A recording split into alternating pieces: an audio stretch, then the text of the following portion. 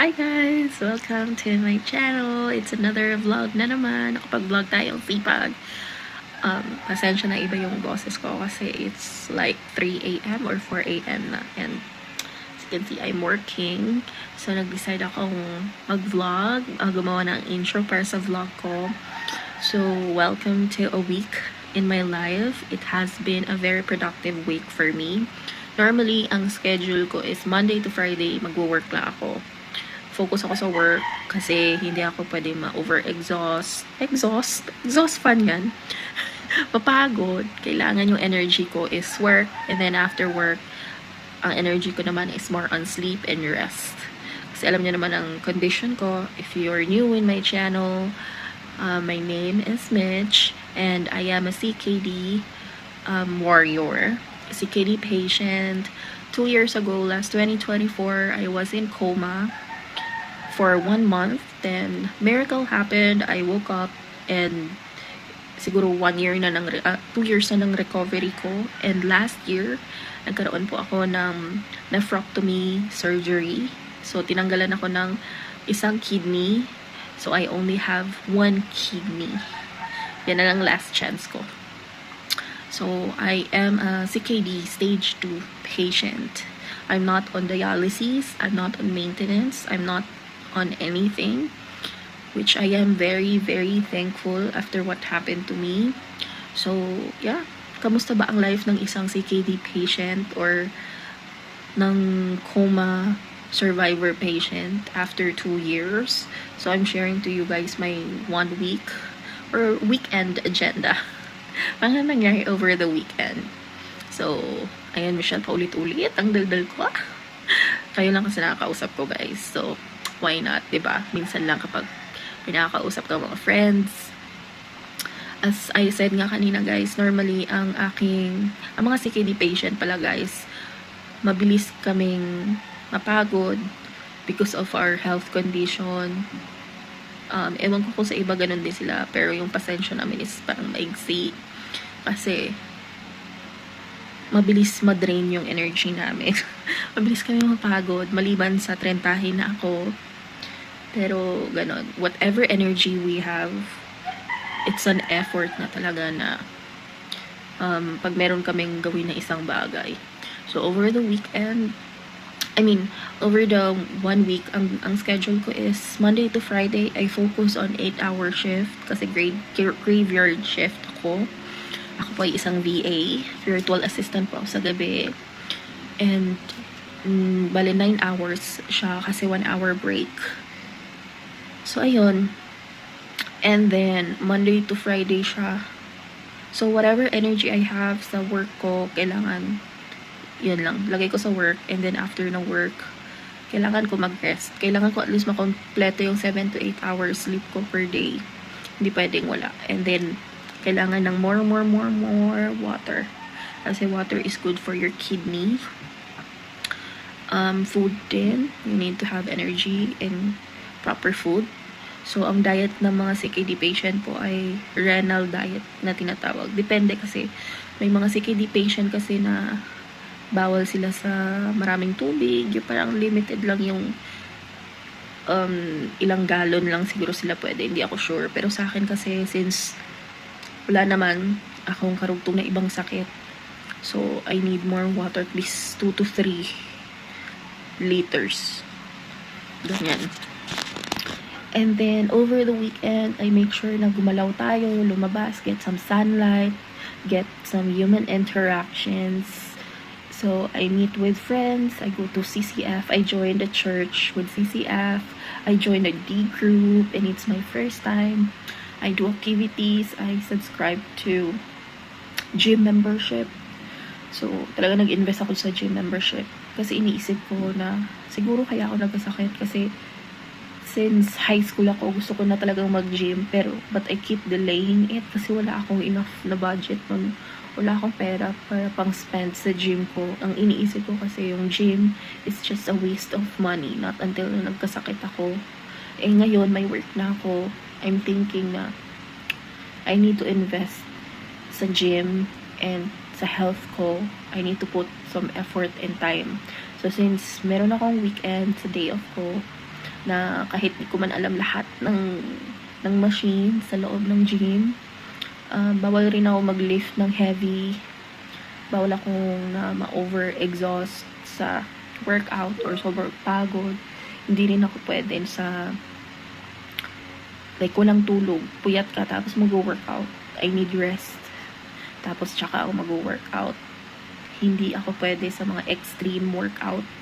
Ganon. Kailangan kung ano lang yung kaya ng body ko, yun lang. So, I see to it na I take advantage of the gym membership. Punta ako doon, mag-treadmill, mag-bike, or mag-join ng mga class, whatever man yan. So, ayan. And then, I tried Pilates as well for the first time. Nag-subscribe ako sa ClassPass, guys. 50 pesos lang. Oh my gosh. Tapos, ilang classes na yun mga gawa mo just for 50 pesos. In reality, I should have spent more, siguro 5,000 pesos for those classes or sa credits na binigay nila. But, I guess it's a marketing rin for businesses para makilala sila. And hopefully to convert a trial customer to a, full paid membership customer, di ba? And then, what else? I just spend more time with my cousin, with church, and meet new friends. So, yan na guys, ang dami ko ng daldal. At nafe-feel nyo naman na parang hinihingal ako. I'm short of breath and wala akong enough na energy. Pero gusto ko itong ginagawa ko. Gusto kong hobby ko to na mag-vlog and magsalita lang sa camera. Kumbaga, dream ko talaga yung magka-vlog ako. Ambisyoso lang. So, yeah, let's jump to the video. Sana ma-enjoy nyo to guys. Bigyan nyo ako ng like. Or subscribe to my channel. Pag hindi pa, anong ginagawa mo, mag-subscribe ka na. At abangan mo ang mga future uploads ko at least once a week. Makakapag-upload ang tita nyo. And subaybayan nyo ang lifestyle ng isang CKD patient. And comment lang po kayo kung may suggestion kaya. Thank you! Para hindi po kayo mabiktima na mga taong pamagdamagdala.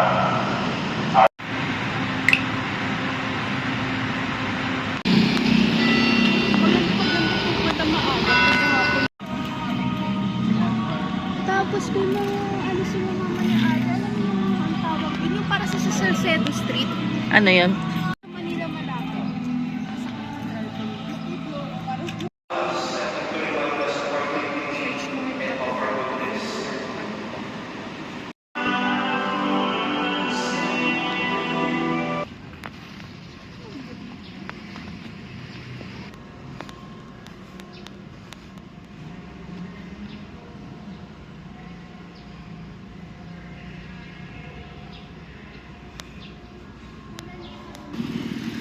Ang ganda, girl. Grabe yung church nila.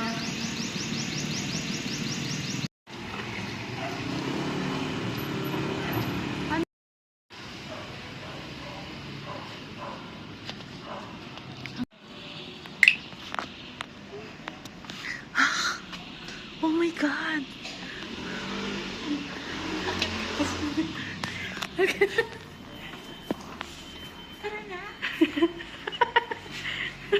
Ate, may dala ka pong charger. Ay, hindi. Pwede mamaya sa 7-Eleven. Ano siya off? Wala yung sa essence na. Parang tayo pa lang dito, ate, ah.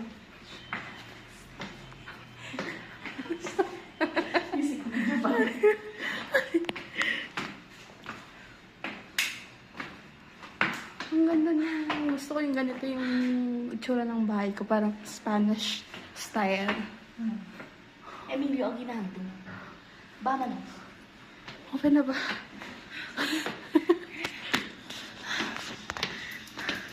Open na ba? Ng aircon?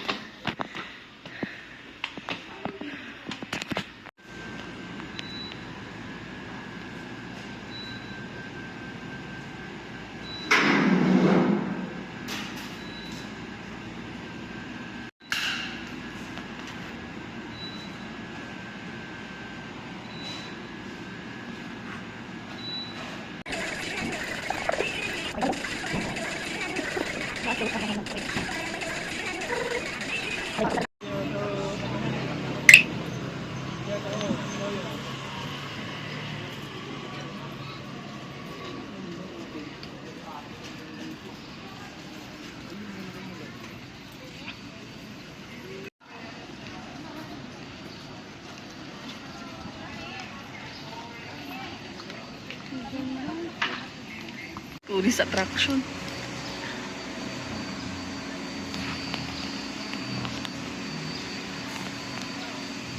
Malawak dito, ang dami pang gagawin tayo.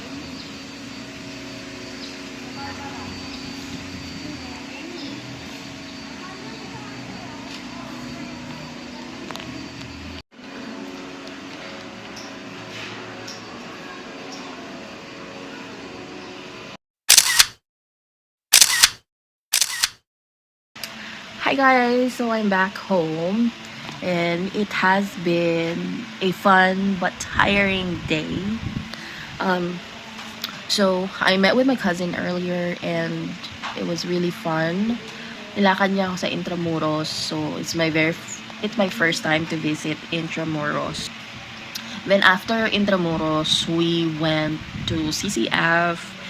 It's my first time to visit CCF main center in Pasig or Ortigas. So anyways, I had a talk. I joined a group and they gave me this. They gave me a welcome kit from CCF. So what do we have here? We have pagkaing espiritual, food for the soul in English. It means food for the soul or spiritual food. And they gave me this, ang Bible, Pinoy version. And this one is an explanation, what are they really? So yeah.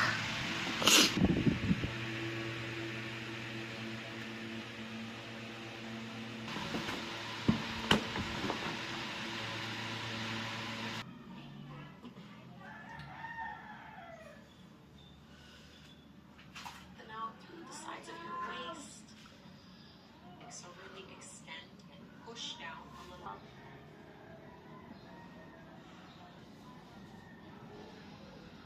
Breathe in and out through your nose. See if you can close the gap between your thigh and your belly so we're facing up. And we're trying to stack our left hip over the right one. As much as possible anyway.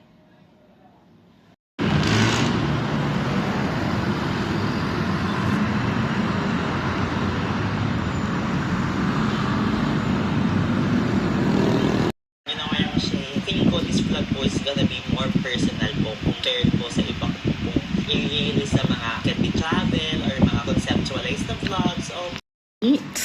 Meron akong piniritong isda, lettuce, corn, salad, tuna, and shirataki rice. Wet shirataki rice. So, yan lang. Kain tayo. Hi guys! So, kakagaling ko lang sa mall. Kakagaling ko lang sa SM. Malapit lang dito sa amin. Kasi pagising ko, wala na akong food sa ref. Wala na akong cash. So, kailangan ko talagang pumunta ng mall para mag-withdraw ng pera. Kasi talagang sinusulit ko yung cash na dala ko. Hindi ako nagsasplurge. Most of the week, the whole week, nasa bahay lang ako. Nagsasplurge lang ako kapag weekend. Yun na nga, nag-splurge tayo, gumastos tayo ng pang gym membership na kailangan ko talagang ituloy-tuloy sa day off ko. Hindi ako pwedeng puyat tapos mag-workout. Hindi siya tulad dati na kahit puyat ako after shift, wala pang tulog. Okay lang, gora lang yan. Kasi that time, nasa 20s pa ako. So ngayon, 30s na tayo, may condition na hindi ako pwedeng over-exhaustion kasi isa na lang yung kidney ko. Kaya naman, kailangan ko talagang matulog after shift kasi mabilis rin ako mapagod. And I need to work out on my own, chill time or convenient time na kapag meron akong enough rest, then I go to the gym. So, sulitin ko yung weekend ko sa workout, guys. Don't worry, dadalhin ko kayo. But for now, there are some few things na napabili ako. Nag-splurge tayo today sa SM Masinag. I mean, pumunta tayo ng SM sa mall.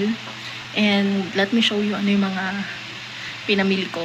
'Di ba? Para i-judge nyo ako. Sige, i-judge nyo ako. So, first off, bumili tayo ng ganito. Ito yung binili ko. Cardigan. Para sa church. Kasi wala akong dalang mga cardigan or jacket. And sobrang lakas ng aircon sa CCF pala. So, I'll be using this. I'll be using the same top. And ito, lalabahan ko na lang siya. Then, ito, cardigan. Kasi para brown. Matchy-matchy siya. Diba? This is a tank top. I'm using a tank top. So, short siya dito sa loob. Tsaka nakakaliit siya ng chan besh. So, gaganyanin ko na lang siya. Meron akong bra. So, I guess, gaganyanin ko na lang siya. Tsaka ito. And, siguro hayaan ko na lang itong ganito. Yeah, hayaan ko na lang siya para meron tayong konti shape. Yan, ganun lang. O, diba? So, ito yung binili ko para sa Sunday. And then, ano pa ang mga pinamili ko? Here. Binili akong shirt. Kasi, meron akong yoga and may yoga ako at saka, anong tawag doon? Pilates class. So, wala akong shirt. Kasi, bala ko, nakaano lang ako, leggings and then sports bra. Kumbaga, ito na lang yung sa taas kasi ko lang kasya to sa akin XL. Pwede na. XL. Just to cover the chan, diba? Kasi naka-sports bra lang tayo, besh. And then, I'll be wearing this. May in-order ako sa TikTok ng mga yoga shirts. Pero, di pa siya dumadating. So, baka tomorrow, I don't know. Kasi yung yoga natin tomorrow is 6 p.m. before yung shift ko. So, I also bought aloe vera. Nagda-dry talaga yung mga skin ko dito. And also for my face. Ayan, this one. Kasi mga pang kitchen stuff na to, food. Whole wheat bread. Ito hinahanap ko, yung maliit lang na ganito. Kasi normally nakikita ko purong lalaki. So, hindi ko maubos yung mga madaming bread. So, ito, enough nito sa akin for 1 week. Expiration nito is, March 9. Pwede na. And then, I need apples. Mila akong apples. Receipt is here. And then, meron tayong pineapple tidbits. Gusto ko ng ganito para may matamis sa salad ko. Pineapple tidbits. And then, almond unsweetened milk.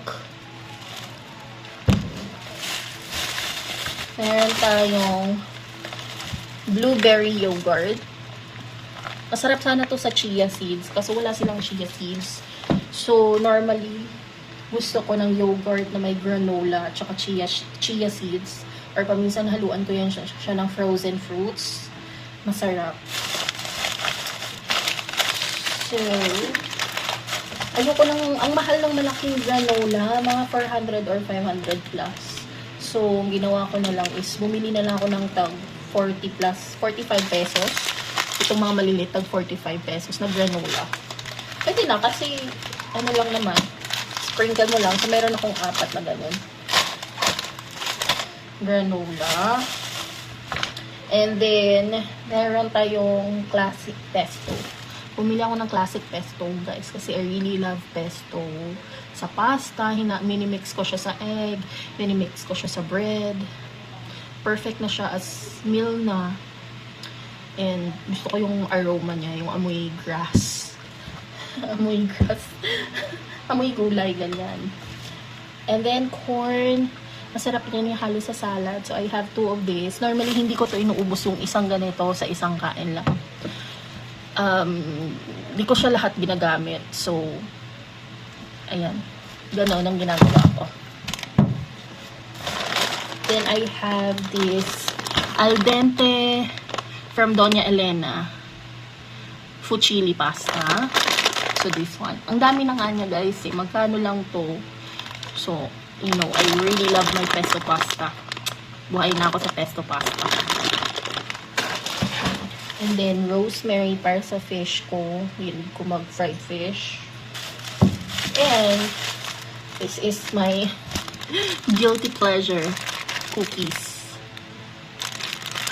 Graham's Deluxe Cracker Sandwich. Tiramisu. This is tiramisu flavor. So, that's it, guys. Yan lang mga pinamili ko. I bought a shoes from, ano bang sabihin yan? 7 Locks. 7 Locks. I bought the shoes from 7 Locks. Kasi mag-start na ako mag-gym. And wala man lang akong dalang rubber shoes. Although mayroon akong rubber shoes, pero lahat na doon sa probinsya. So, I'm very excited to go back to the gym. Bahala na. But, alam mo, it's a catch. Parang, ang swerte ko, na-feel ko talaga na it's my day. It is my day kasi ang price niya na binibenta nila is almost 3,000 pesos. Pero guess what? Magkano ko lang siya nakuha? I'll show you first.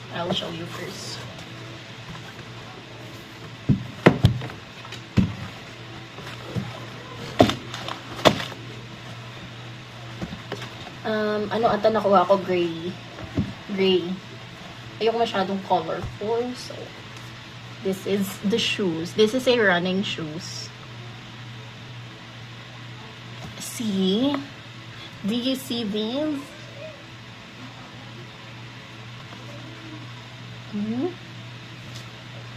Original price is 3,000 pesos. Pero, nakuha ko na lang siya ng 990 pesos. Diba? Yan yung mga, ayan.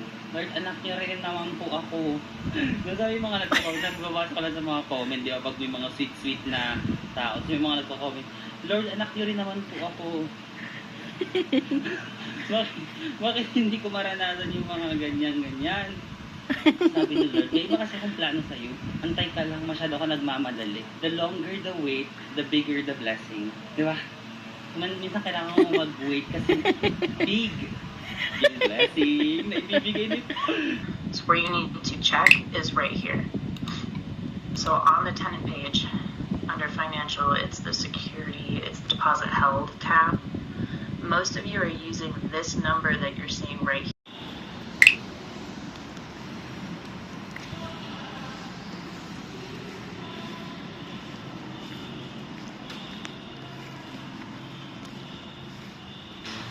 Finally arrived at F-Float Studio.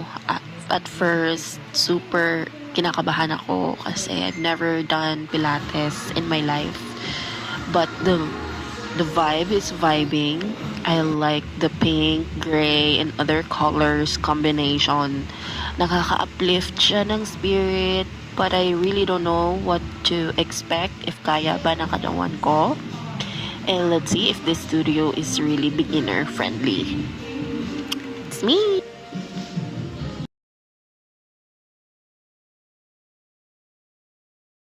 Kahit nakatayo tayo, i-engage natin si core. Inhale, lift your arms up. Exhale down. Inhale up. Exhale down. Dapat yung knees parallel to each other. It shouldn't be like this or like this. So your toes, pag tinignan siya sa taas, dapat number 11. Okay, so movement here, squat. And then you're gonna ski. Arms back.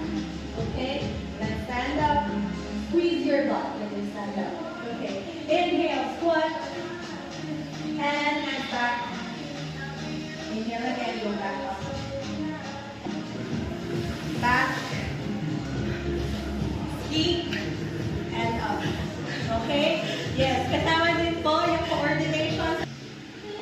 back up, squeeze your butt. That's 1 count. Again, down. And face to your right, arms up. Pull your leg back in.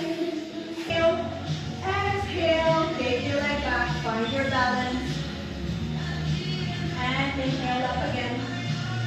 We're going to move with our breath. Exhale back. Inhale up. Exhale back. Balance. Take your leg as high as you can. Inhale up. Exhale.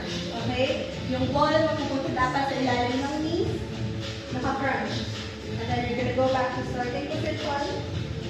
And crunch. Inhale up. Exhale, crunch. Are you breathing? Inhale up.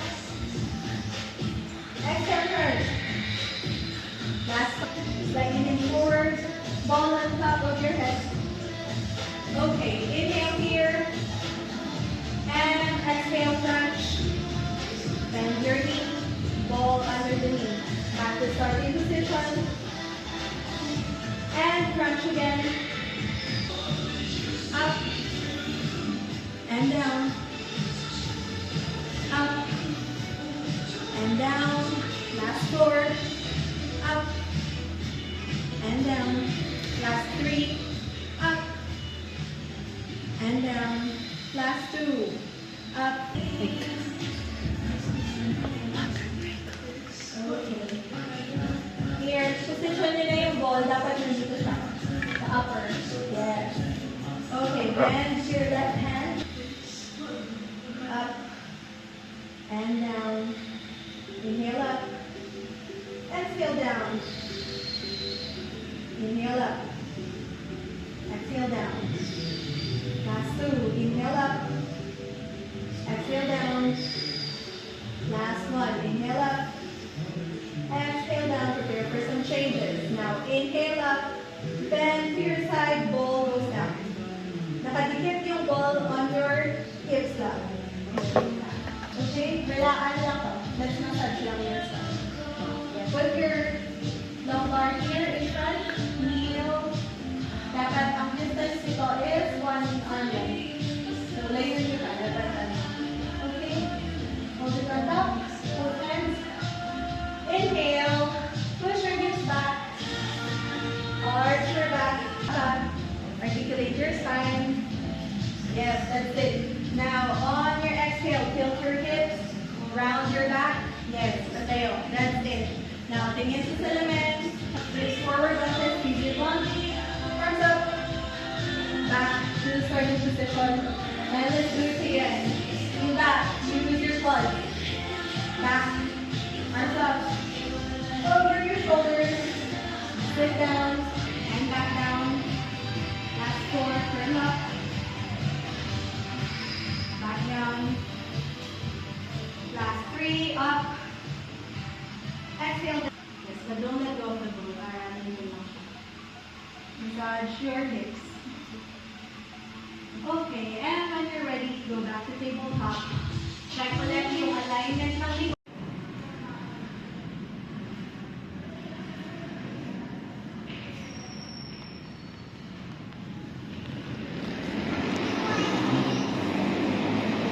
So guys, overall experience with the Float Studio for a first timer or beginner sa Pilates is 10 out of 10.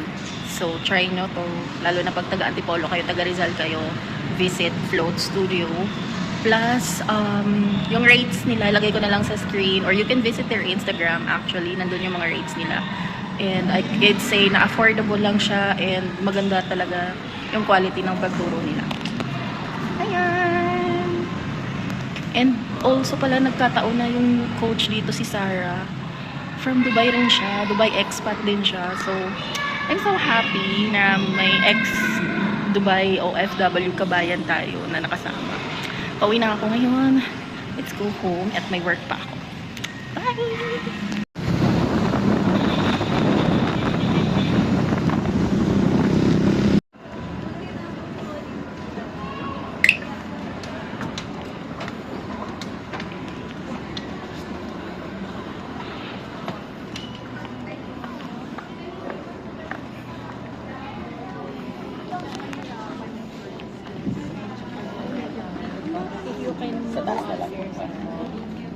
so much. Pasensya na sa page.